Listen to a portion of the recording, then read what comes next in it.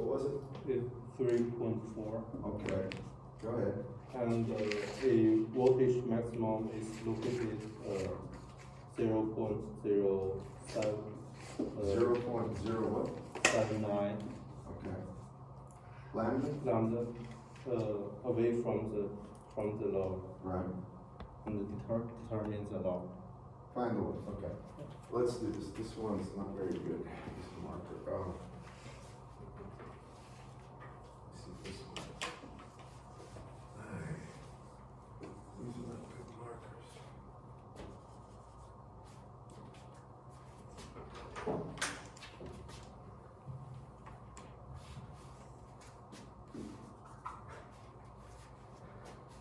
You would think out of all of those, one would be at least decent. You would think, but that doesn't mean it's right. Mm-hmm.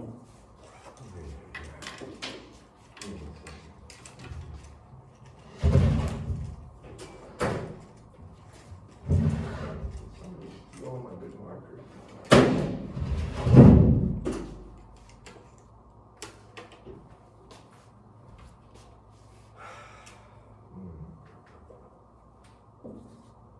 Alright. We'll use this one for now. So when we're doing this, the very first thing you have to understand is whatever the voltage maximum is with respect to the Smith chart. So if we put this as the, I always put the one circle down, or one here. And I don't know where ZL is, but I know one thing. I know the radius of that curve thing. See this 3.4 right here? That means right here, if you look, you'll see circles, but you'll see 3.4 right here. And that's going to be the radius. This is the reflection coefficient. Now we don't know where gamma is. Do y'all follow me? This is 0.25 lambda, and this is 0 in wavelengths towards generator, right? And he says this voltage maximum occurs where? Up at that point? From this is the measurement from the load, right? Yeah. Okay. So what he's saying is if I move from the load, all right, 0.079 lambda, then I'm going to hit this Vmax. Y'all follow me? So it means the distance that I move from wherever, it's got to be on that circle, wherever the normalized load impedance is, to this point right here is 0.079 lambda, right? Y'all with me on this? This is a big problem. We're glad you asked this. All right, so how do we figure that out? Well, I know this is 0.25, right? Yeah. That means this point right here, where the load would be 0.25 minus 0.079. 0.079. Do you all agree with that? Yeah. 0.25. So what's that value going to be? That's lambda, sorry. It's 0.25 minus 0.079.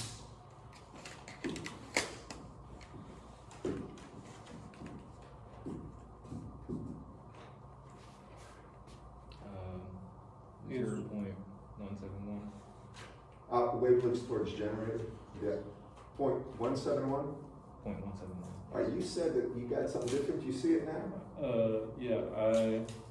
I saw the answer rows is 0.071. 0.171 lambda. Isn't that right? Is the answer different? Yeah, the answer is different. Well, it's wrong. All right. That's where it is, all right? Because you're at the load, right? So you've got to move. Wait a second. Hold it.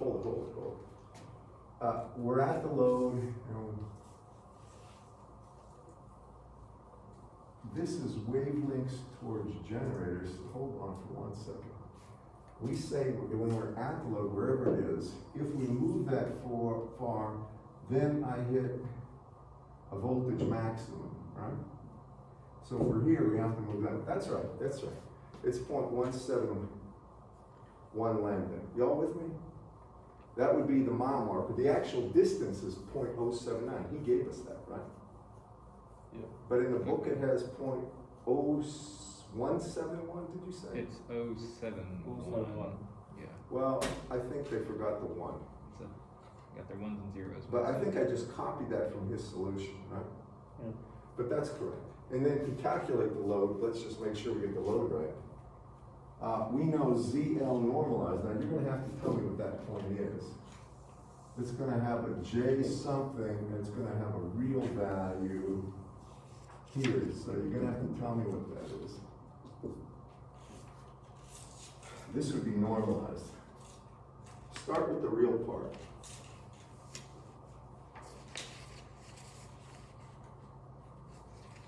Can you look at your Smith chart and just, you need a good compass and you gotta make this circle, right? Did you do that? What did you get for the real part here? It's 1. It's 1? Okay. Yeah. Plus J, and what's the 1.3 is a normal. 1.3? Yeah. Is that right? Alright, so therefore the actual load would be what? Just Z naught, whatever we normalize to, times 1 plus J 1.3. You agree with that? And so that's gonna be what? Z naught is 50, so it's 50 plus J, whatever that is. 65. 65? Is that the answer? I think so. Okay, well, that's how you do that problem, but that's a good problem. I like that problem. All right, now, other questions? Where is everybody? We got a quiz today. All right, That is a good question. that's a better question than anything else. So what else do we got? Do you have a question about homework? Anything else? All right. So let me kind of wrap it up. We talked about, doing impedance stub matching, right? Everything was done with impedances, and we could use a transmission line, right, to hook in series with the impedance we need, or we could use individual elements. We could use an inductor or a capacitor in series. I just want to give you a tip. Almost nothing is done in series as far as I know, and I don't know everything, but most of the time it's done in shunt or parallel, and it's done with transmission lines of finite length. Not all the time, but usually. Do y'all follow me on that? So most of the time, it's done with, as far as I know at least, transmission lines. So now we're going to talk about, maybe I should start here and erase that. Shunt impedance matching.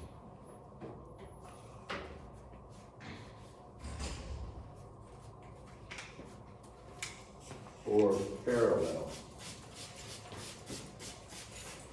And this is actually pretty good stuff.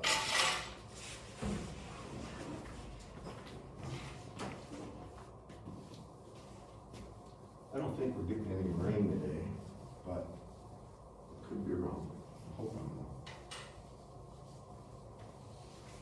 There's a small chance, but it's probably not gonna hit us. Well, we are dry around here. I haven't been up to the lakes in a while, but I bet you Lake Martin and Lake West Point Lake are down.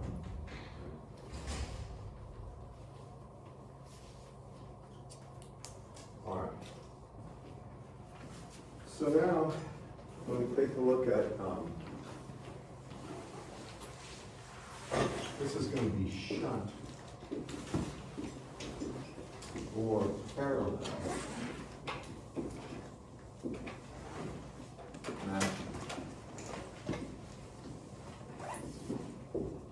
So here's how we do that. I'm going to start with drawing the circuit. Circuit basically is like this. We're going to have some ZL.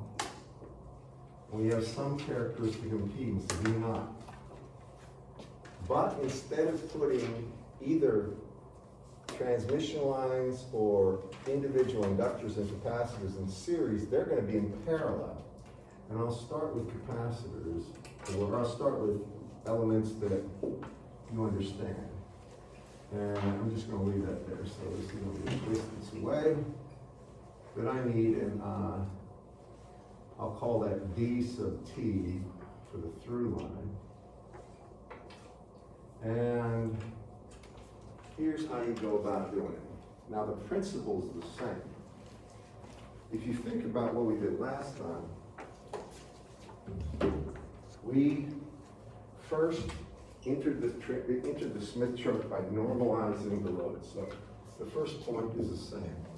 We find ZL equal to capital ZL over Z0. So here I'm going to draw my Smith chart as such. Put the horizon, put the one circle. And just imagine we find ZL. So I'm going to say ZL is there. And then I draw a circle all the way around, right, with my compass. Y'all with me? That's the first part. Second part is this. Because we're going to be matching with a parallel element, not a series element. Y'all hear me on that? Parallel element. We don't use ZL. What we do is go over here to YL. So the second thing is we move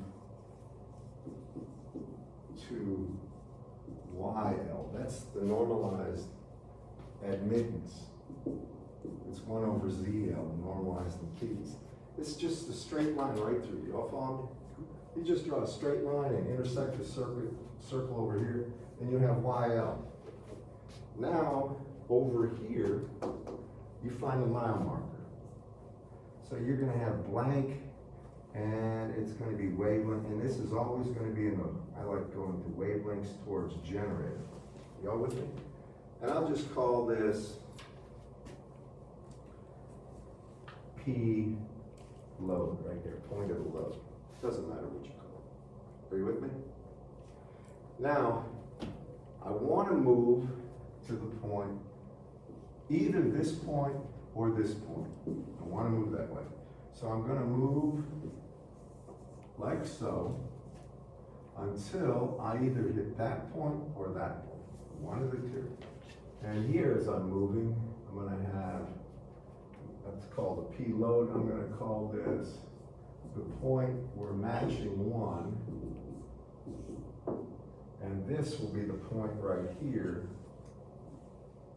point matching 2. You with me? Now this is going to have a 1 plus J something, and I'm going to intersect the 1 circle just like before.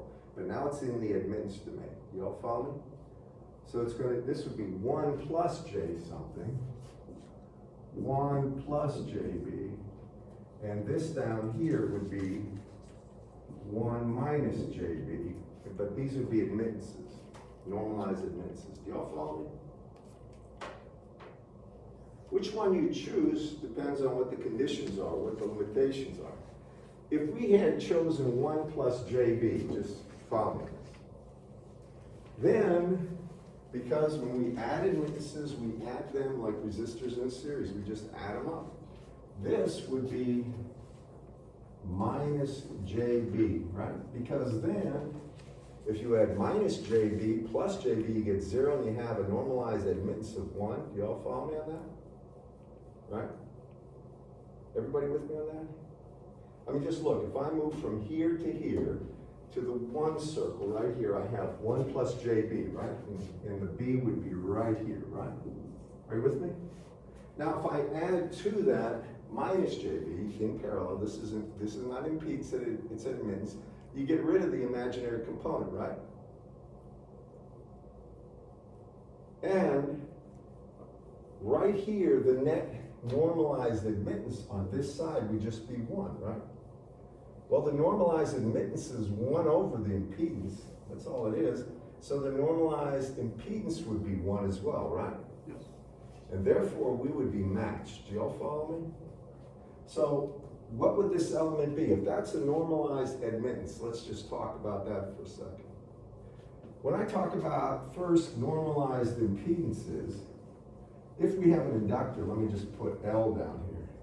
An inductor has an impedance X of L of J omega L, and therefore it has a normalized value of impedance, I'll just call it small x of L, of J omega L over Z naught.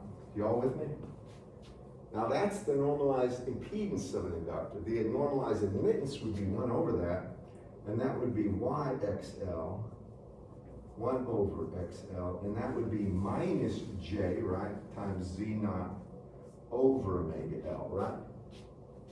So if we landed on this circle, or this position where it intersects the one circle, then we'd add an inductor, and the inductor's value would be where the B portion was Z naught over omega L. Y'all follow me?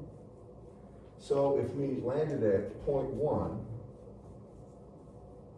right there, then the inductor's value, whatever B is, it would be equal to Z naught over omega L. And you could calculate L from that, right? Y'all follow me on this? I'm right? Because we just multiply both sides by L and divide by B naught. So Z naught over omega B would be the actual value of the inductance, right? And that would be if we wanted a parallel inductor. Now the bad thing about an inductor, and I just want to make sure I state this very clearly and loudly, is it would short DC. An inductor is just a coil of wire. And when it's at DC, it acts as a short. You never want that. Most of the time when we're doing these circuits, this transmission line circuits, the load is either the output or input of it's the input of a transistor amplifier. Transistors amplifiers need DC biasing, right? That means this, you can't put an inductor in parallel. You can't. Then you will never get DC biasing. Do you follow me? Now you can put a capacitor in parallel, but not an inductor. You put an inductor in series, not in parallel. Y'all follow me, class? All right, that's part, this is the first part. If we wanted to do it with an inductor, then we land on that point, and the total distance we travel would be what? We'd move from here all the way to there, right? So you take whatever P1 is, subtract PL, I started there, I would subtract that, This is my starting point, right? That's where I'm going to end up. So I'm at the load, right? I move, so I take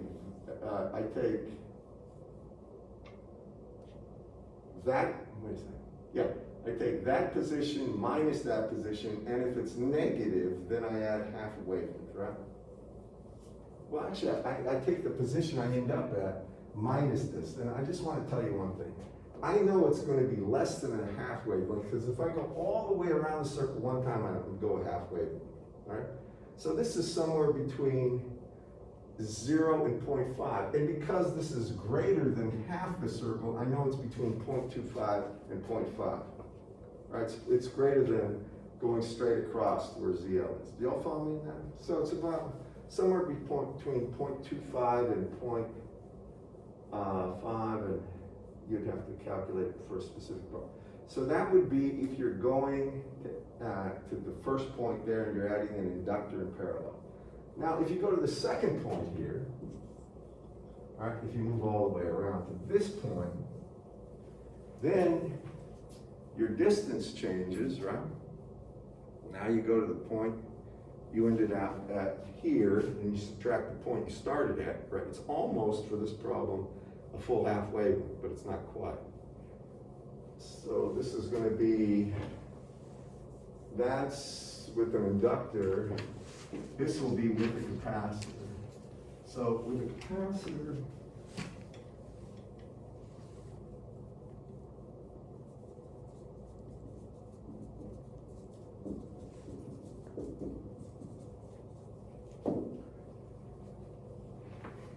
now I have to move to this point. So I find out that the normalized YL is 1 minus JB, right? And I know for a capacitor, the capacitive reactance is equal to minus J over omega C. Everybody follow me on this. This is 1 over J omega C, right? When I normalize it, I get X sub C normalized is minus J over omega C Z naught. Agreed? I know this value is the normalized capacitive reactance, right? I mean, impedance, but I want the admittance, correct, class? Because I'm in the admittance, so I take 1 over that. And that means Y X sub C is 1 over X sub C normalized, and that's equal to J omega C Z naught. Now, this plus minus JB has to be equal to 0, and therefore B here is equal to omega C Z naught, and therefore C would be equal to B over omega Z naught. If I'm using a capacitor, and this is again matching in with the admittances, it's hooked in parallel, or shunt.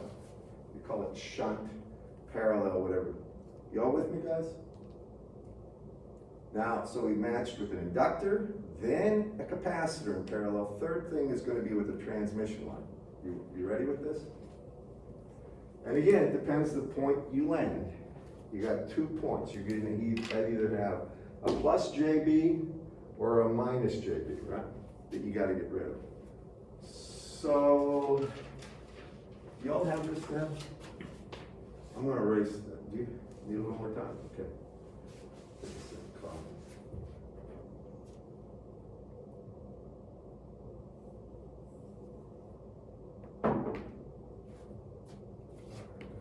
Huh? You good? All right. And I'm going to finish it up here. Now, if we're doing transmission lines, this is going to be matching with transmission lines.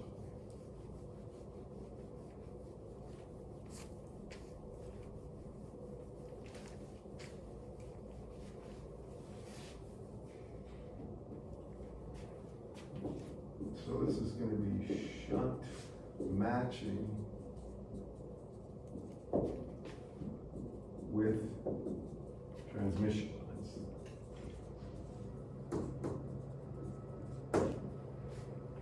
So remember, we're going to hook them in parallel, so when we shunt match with a transmission line, it's going to look like this. Follow me? All right, and this is the link. This DT right here is always going to be the point you end up at minus the point you start. That's what this always is, right here. It's the distance. This length, call it L or D stub. I think Dr. Wentworth's book calls this D stub, or it's just the length of the actual connection. Then it depends what kind of stub you're going to use. If you're going to have an open circuit or a short. Remember, when we talk about doing impedance matching, we're taking a transmission line. We're either going to short out the end or we're going to leave it open. Most common is short, I think. Open causes stray fields close by the other elements. So if we talk about a short circuit stub, and they call this a stub because they're little short pieces, and the term in English for a little short piece of material is a stub, typically. And stub tuning means short pieces of transmission line that are used to tune. So here's the deal. We got a transmission line, and it's got a short circuit. And we want this distance D stub. Well, this is a short. Let me go through this. Remember, when the admittance domain, not impedance, right? So what's the impedance of a short circuit?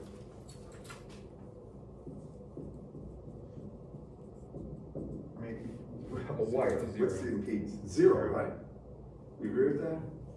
When you normalize 0, so that's 0, the normalized load is also gonna be zero. And zero divided by anything is still zero, correct?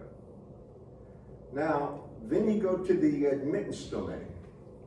So when I go to the admittance domain, I have, for this stub, I have y, now normalized would be infinite, right? It would be 1 over z. You agree with me, everyone?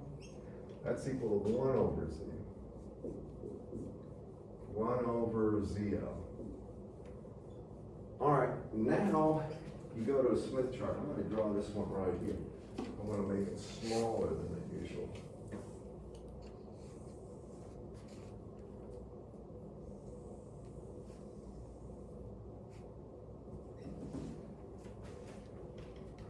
That's just the, I'm trying to reference a Smith chart. All right, now we're talking about this stub. We wanted to get it equal to either plus JB or minus JB, right? So hear me now, this is important.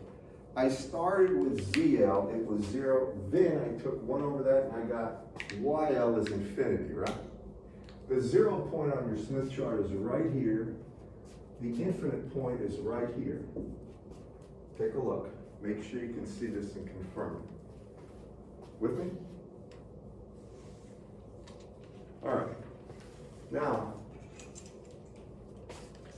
that's where we start. We start right on the rim. And by the way, because there is no real part of the load impedance, when you go ahead and you move either in the impedance or the admittance domain, you'll always be on the rim. Follow me on that? Always out here. All right, it doesn't matter if it's a capacitor or inductor, you'll always end up with a normalized impedance somewhere on the outer rim. It'll always be there. So anyway, we start here, and you'll notice if we take a look at wavelengths towards generator, that's equal to 0.25 lambda. Do you see that? So now, if we're moving to this point, right? If we're moving from the original to this point, when we want to do impedance matching, then we got to get rid of JB, right? So we have to land at minus JB. So we move from here, somewhere down here where it's going to be minus JB, and this will be, whatever this point is, 0.1, and this would be wavelengths or towards generator. And then we find this distance. That distance is 0.25, so this distance here would be the distance from at 0.1 minus 0.25 lambda. And that's the distance of the stub. So this, we calculate the stub length and we just attach it. Do y'all follow me on that, class? Right? It just goes in parallel. The only thing we have to do is make sure the normalized input impedance of that stub is minus JB. Right? With me? Because that's all. We're just using this just like it could be, it's just like the inductor before. It does the same thing. Right? Now, I'll give you a second.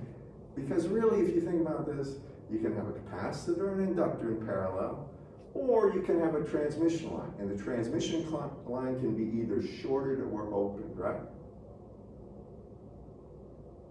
Now, if it's open, what's the difference? Conjugate. Well, what's the difference? For an open, what's the impedance? Infinity. That's right, it's infinite. What's the normalized impedance? Infinite. Still infinity, right? What's the normalized admittance? Infinite? 0. Oh, 0, yeah. 1 over that, right? So if it's 0, where do I start? I start here.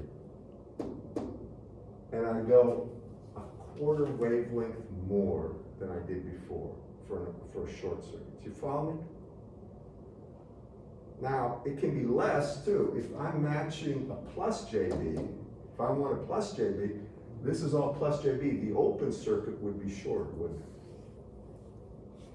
Right? But if I've got a minus JB, then the short circuit would. I'm just showing you some options. As you work some problems, you'll become very familiar with this. You with me, guys? So at this point, the best way to do it is do a few problems, to be frank about it. So, if you're looking at, tell you what, you need a moment to get this, Willie? What I'm gonna do is look in the book. I think I put the solutions for this chapter up on the OneNote, but they're all over the internet. Matter of fact, in this day and age we live in, if it's an academic book, there are solutions somewhere out there. I think, I'm not sure about this, but I think most of my tests, if not all my tests, are out there with solutions, and they have, what is it, Chegg or something like that. There's all sorts of different resources. Frankly, I think when I was in college, at least in my circuits course, I don't know how many other places, when you went and bought the book, they'd have the solutions manual next to it, so you could buy it too if you want, because they never collected homework and graded it if it was out of the book or anything like that. They gave you quizzes like I did. So if you didn't do the homework, you kind of really hurt yourself.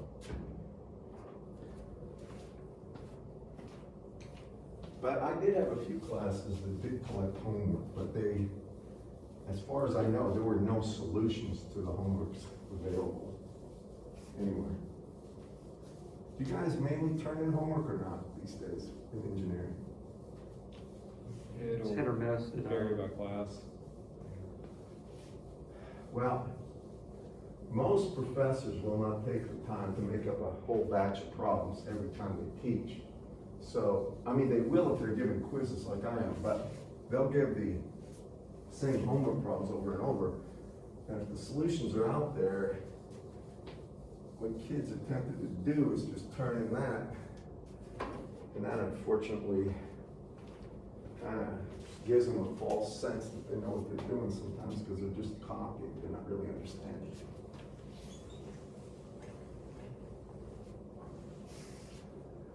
But solutions are helpful when you have, I mean, really complicated problems. You need a few tips on how to get there, where they got,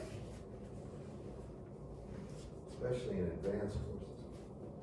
All right, now,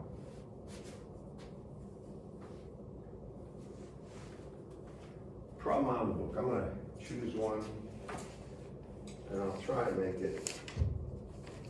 I mean, we can do a few actually. But you all follow me what I'm doing here, right? All right, so if we look at the back of chapter 2, we gotta do mouse diagrams and we're done.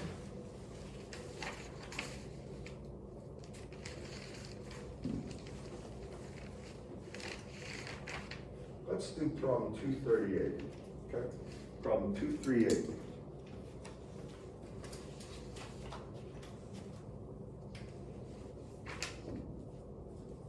All right, in this problem, they want a load to be matched with a short circuit stub.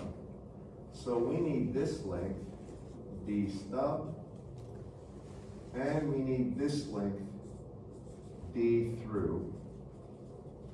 I'm just gonna do it that way. And we have a characteristic impedance, I think, of 100 ohms, right? And what is ZL? 60 plus J.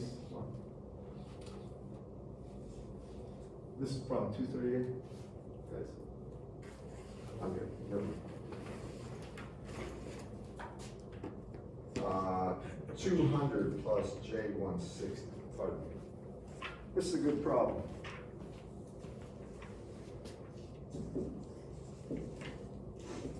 Let me draw a slip chart.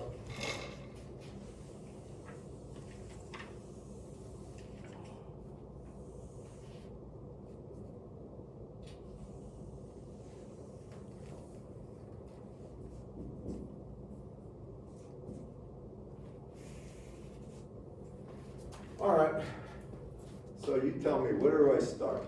It's the same in every problem. What do I do, say it again? Normalized. Yeah, I'm gonna find ZL, which is gonna be capital ZL over characteristic impedance. And that's gonna be 2 plus J1.6, right? So that's the first point. and I'll just call this 1. And that's 2. Now if I look, 2 is inside this circle, somewhere out here, right? And J1.6 is about here, isn't it, guys? Somewhere. So it looks like this would be the normalized ZL. Y'all follow me? Find that point 2 plus J1.6. Do you see it? You got it?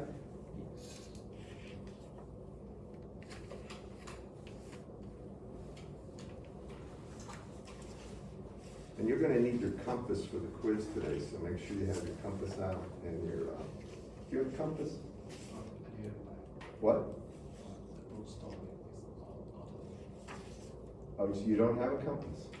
You get it.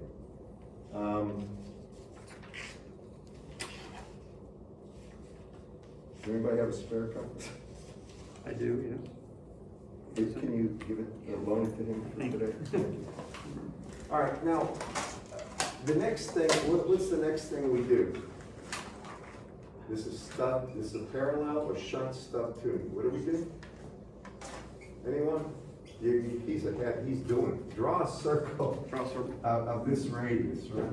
So that's reflected, just draw a circle around here. And then what I always do, you don't have to do, I take my ruler or straight edge and I draw a line straight through like that. Now that's ZL, right? And this, 1 over that would be YL. So this is YL. That would be 0.2. This would be 0.1. Correct, class? All right, now use your Smith charts. The next thing I need to do is find the mile marker out here, don't I? I have to find out where that is. So where is this point? Lambda. It's always attractions to wavelength. Look on the wavelengths towards the generator and just give me that.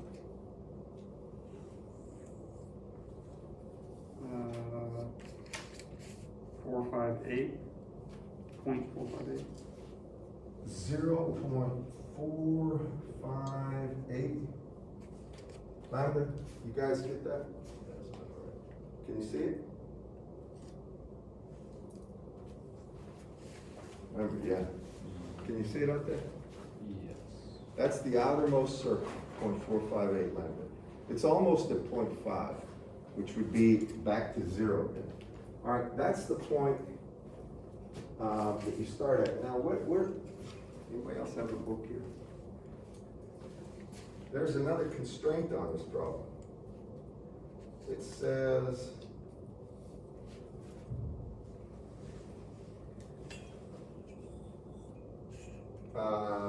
find the solution that minimizes the length of the short circuit stub. All right, so there's another condition. Remember, we're going to have 2 points that could possibly, we could match it, right? This would be the first, this would be the second, right? You agree with me? So, when I think, now I got to think about the short circuit stub. So here's my stub. I know if I have a short circuit stub, the normalized impedance is 0, the normalized admittance is infinity. So it means if I have a short circuit stub, I start here, right? Correct? It'd be right on there. When I do the stub length. All these values I'm running into, this would be for the shortest possible length of the line, wouldn't it, class? If I'm moving from here downward, so if I need a minus JB, that would be the shortest. Do you agree with me? That would be because I would start here, in here would be a short length. If I wanted a plus JB, then I'd have to move up into the upper hemisphere and all the way around the quarter wavelength, correct? So that means if I'm gonna have a minus JB, I want to match this impedance with the plus JB, right? Follow me? So what's this point right here? By the way, you need to shoot a line right through there and get this. Call this 0.2. So I need to know what this is in wavelengths towards generator.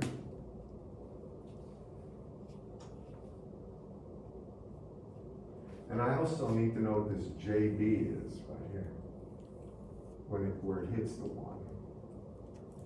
This is gonna be 1 plus J something. You need to give me that value. It's like 1.3-ish, like, Confirm that? Can you see it on yours, by the way? Your Smith chart or not? Sorry. Can you see that point on your Smith chart? Right here? Did you bring some Smith charts too? Okay. Can you see it? Okay, it should be, you say it's 1.3? Confirm that, anyone? Or, The- I was looking at the wrong one. It's just where that arch intersects the one circle.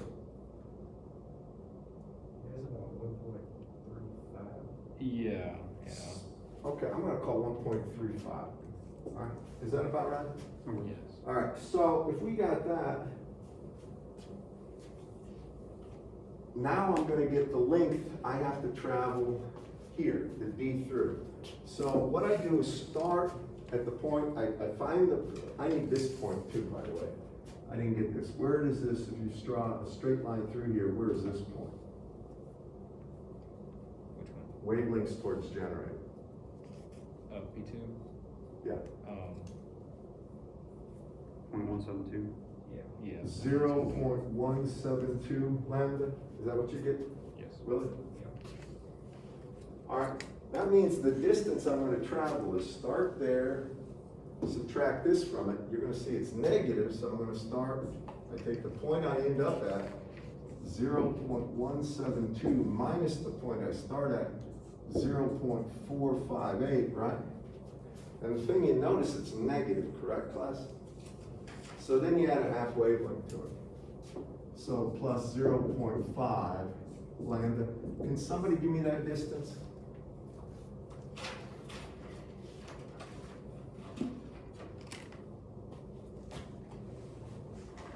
We're missing now. We're missing several people. 2, 4, 5. We got 9 in here, I think. Got a lot of AWOL people. Yep. 0.214. Okay, 0.214 lambda. That means this is the length that you've got to move from the load before you connect the transmission line in parallel, correct, everyone? You follow? All right, now, at that point, we know we got to get rid of this J 1.35, right? So, now we get the stub length. And we want this stub to have an input admittance of equal to minus J 1.35, right? That way when it's added to the plus J 1.35, it's gone. There's no imaginary component. You agree with that, everyone? So how far is that? All right, now look, take a look at yours. Right here is infinite, right? Now start going down there until you see the line. This would be minus J1. So somewhere in here, there's gonna be a minus J 1.35, and you're gonna have to eyeball that. I mean, you're gonna have to estimate where that is. I can't tell you. Yeah, give me this value.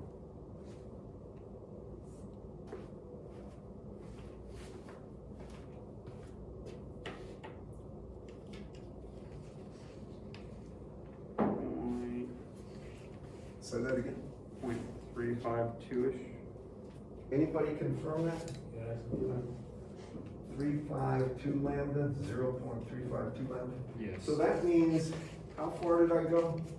Well, this total length here to here, or the D of the stub, would be equal to 0.352 minus 0.25, right? Because this is where I started. And this will be 0.25 lambda if you look. And so what's that value gonna be? it's 0.01, wait a second.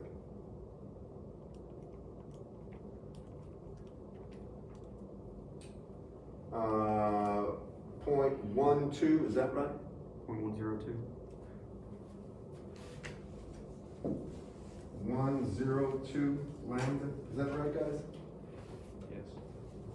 And that would match them, right? How far would I have to go if I used an open circuit? Well, if I wanted to just match it with an open circuit, I'd have to go a half or quarter wavelength longer, right? I mean, open circuit, right? However, I know if I was gonna match it with an open circuit and I wanted the shortest length line, right? Then I would wanna move until I hit this point, right? Because I would want a minus JB that I'd add the plus JB to. So there's a little bit of a trade there, and you have to, I'll give you a tip. To make sure it's clear in your mind and you don't mess this up, the problems I give you work from scratch. If you make a mistake and you look at the answers and it's wrong, it'll stick with you. But if you just look at the answers and don't actually go through it blind, you get this false sense of confidence. And then when something comes at you, suppose I wanted, and this is like a typical problem on a test.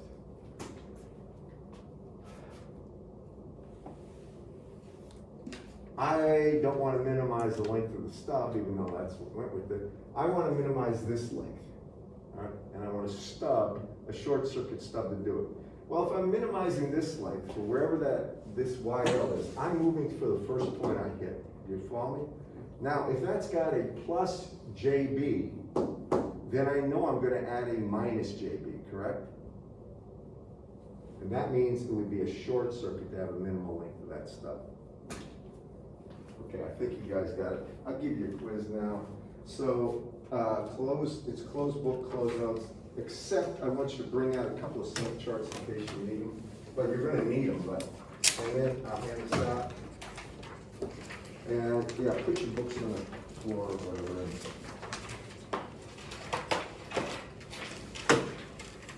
Can we go ahead and turn the video on? You can turn it off. I don't think it needs to Yeah, let's see me sit there.